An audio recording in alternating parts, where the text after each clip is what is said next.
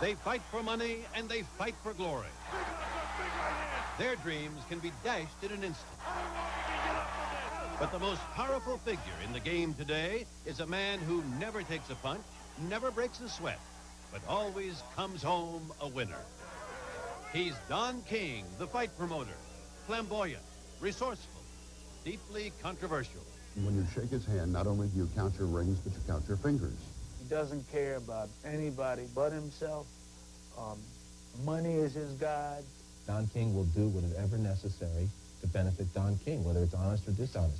And still undefeated world heavyweight champion. Say what you will, there has never been a promoter who has so thoroughly dominated the sport of boxing. And if a promoter's job is to build up the gate, King is the greatest.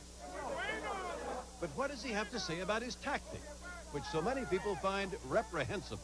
This is what I found when I came into the business. I played by the rules that they were in the business. I didn't invent this, because you've never had a black as prominent as me in the history of the world in boxing. Don, many fighters say that you've robbed them and you haven't given them the share that you promised them. I pay more money than anybody in the history of the sport. So I'm opening the door, Sam, to all those who are heavy laden. And you shall give them rest? Yes, I shall give them money. M-O-N-E-Y. Money is something King learned about on the streets of Cleveland. He was a numbers runner, staying one step ahead of the law, until in 1966, he went to prison for stomping one of his clients to death in a dispute over $600. He got out in 1971, a reformed man, he said, met Muhammad Ali, and rode the heavyweight champ to fame and fortune. Who can forget King's Rumble in the Jungle in Zaire in 1974? Eighth round action. Ali now taking advantage. His Foreman's head was bent, and quickly a combination. All right, finally sending up. Foreman down. King's Thriller in Manila in 1975. In cooperation with Don King Productions Incorporated. Soon, Don King was rubbing elbows with the high and mighty. An arresting figure with his wild hair. Why do you wear your hair that way? I don't wear my hair that way. My hair wears me.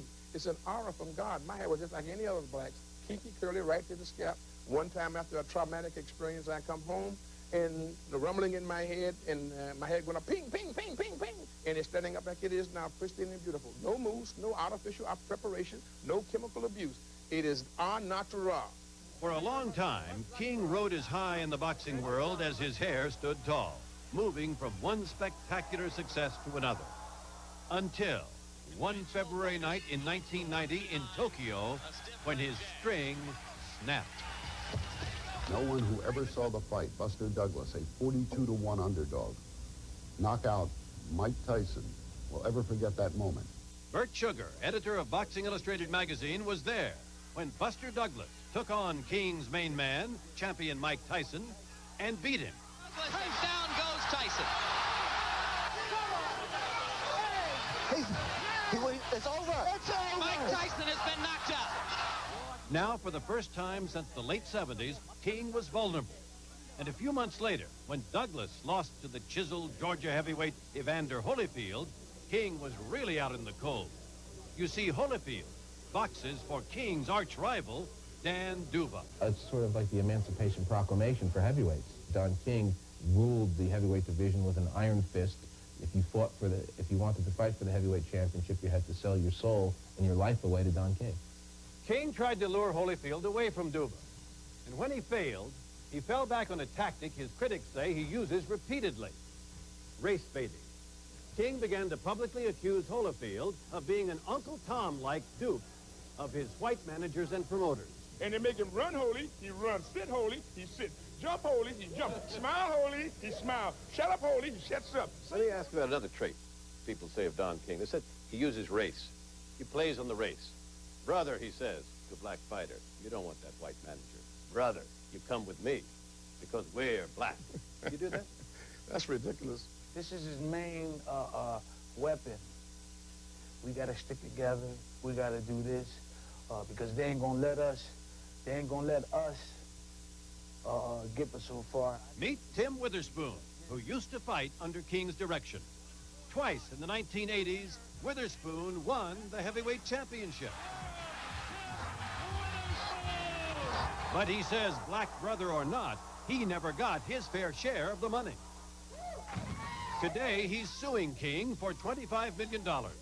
Witherspoon claims King cheated him, beginning on the very day the contracts were signed. And it would be like 6 or 7. And if he said, well, what are these? He said, don't worry about it, just sign them, right?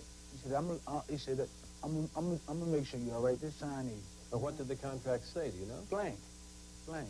One contract had me signing for 5 years at $1 a year. Primetime has obtained some of Witherspoon's contracts, and sure enough, key provisions are blank, taking away Witherspoon's power to negotiate his best deal. Let's talk about the way you signed him up. You bring him to your office, and you have him sign 4 contracts, and one of them blank. Is that fair? Yes, it's fair because we didn't know what we were going to do to the 4th one.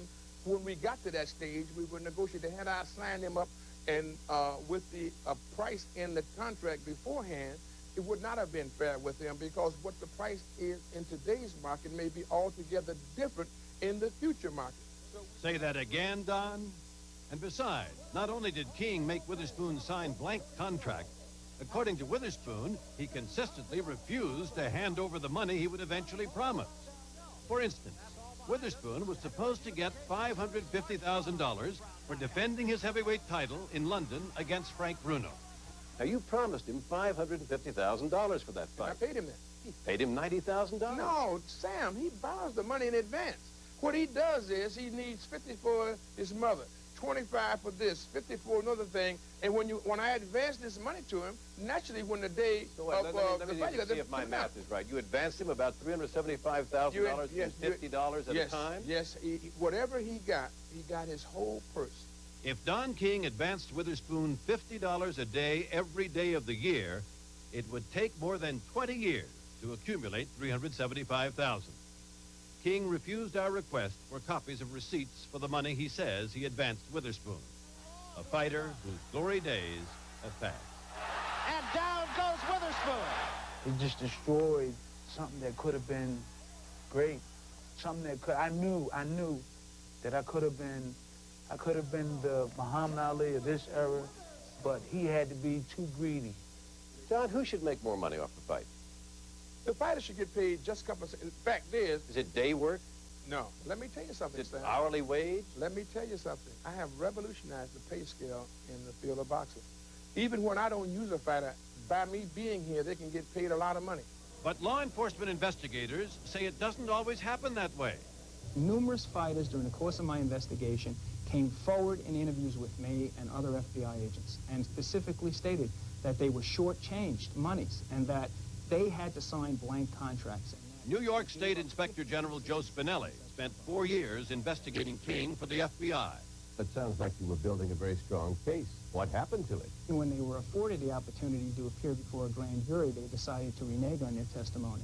And the reason they reneged on their testimony, according to them, was because they had a livelihood to make. Joe Spinelli says he would have had you, except fighters were afraid of you because they said, in the fight game, if I testify against Don King, I'm through. If the bullfrog had wings, he wouldn't bump his butt every time he hopped. Spinelli worked on me for 5 years, and he could not find anything. As a matter of fact, all the investigations of King over the years have resulted in only one indictment, in 1984, for income tax evasion. And King won acquittal on that one. To show his gratitude, King flew the jury to London to see the Tim Witherspoon-Frank Bruno fight. Don King knows how to live the good life. He owns a townhouse on Manhattan's plush east side, a huge farm in Ohio, and a lot of fancy jewelry. You're dazzling me with that ring and that watch band. Are they real? Well, these are props, Sam. You must have your props. After all, I'm on prime time. This game, it's a little stones, little doodads and baubles. It don't mean nothing, you know what I mean? Let me ask you, how much money do you have? When you can count it, you don't have none. And when you don't have the heavyweight champion, you may not make a whole lot more either. Don't call it a comeback. Could Don King be on the ropes at last? Everything depends on whether he can make a deal for a fight between his top contender, former champ Mike Tyson, and the man who holds the title now, Evander Holyfield. But you haven't got the champ anymore. Yeah, And don't if you worry. don't get that fight, But what you have you got got? the people's champ. Don't you understand? The people want to see Tyson. You're hyping the Tyson, fight, and you haven't got the fight. The fight don't need no hype. I challenge Holyfield and the Dugans to a winner-take-all.